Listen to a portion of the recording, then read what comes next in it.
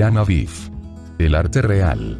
Hoy presenta concepciones filosóficas relativas al ritualismo del grado de aprendiz. La regeneración.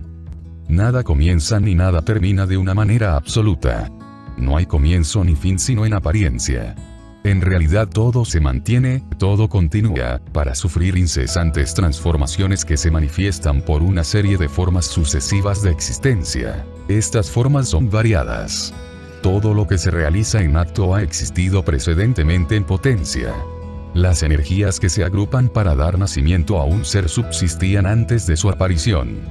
Todo ser tiene, pues, sus raíces en el origen mismo de todas las cosas. Consideraciones de este género han hecho mirar la vida terrestre de cada ser como una faz particular de una vida más extensa. Esta faz aún no ha aparecido sino como un accidente en la vida permanente del ser. El hombre parece haber hecho su entrada en el escenario del mundo como el escenario de un teatro. Se introduce transitoriamente en la piel de una persona.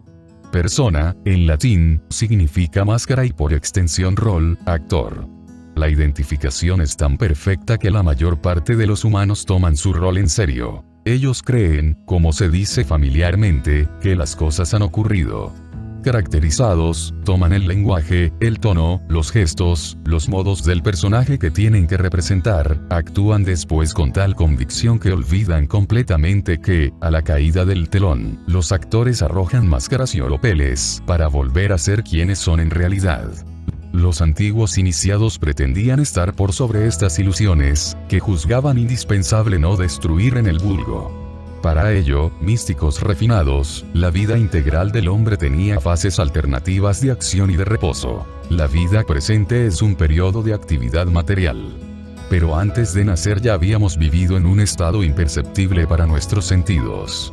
Estábamos entonces entregados a la vida del sueño y según los recuerdos conservados, de un precedente periodo de actividad, éramos presa de las pesadillas del remordimiento o gustábamos la dulce satisfacción del deber cumplido. Era la morada del alma en el reino de Plutón. Pero las penas de Tártaro, el más terrible de los lugares infernales de la mitología, no eran eternas y el reposo elíseo no tenía nada de definitivo. En un momento dado la parte persistente del ser era llamada a nuevos destinos terrenales. Entonces había olvidado el pasado.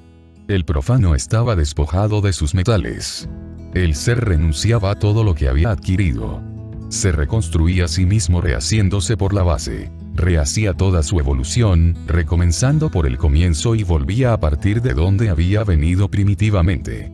Estas no son sino puras extravagancias para quien no se dé la molestia de profundizarlas, pero el pensador podrá obtener útiles conocimientos en el tesoro de estas venerables tradiciones, sobre todo si posee algunas nociones de embriología.